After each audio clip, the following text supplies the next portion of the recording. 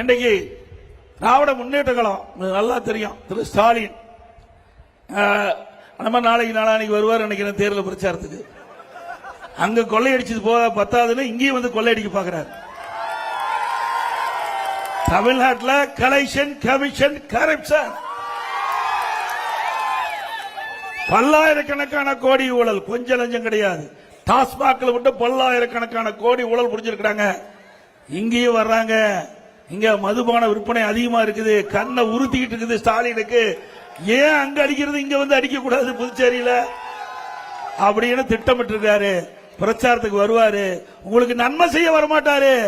உங்களுக்கு இங்க இருக்கின்ற நிதியை சுரண்டுவதற்கு வருவார் திரு ஸ்டாலின் அவர்கள். உஷாரா இருங்க. நீங்க விழித்துக் கொண்டா பிழைச்சுக்கலாம்.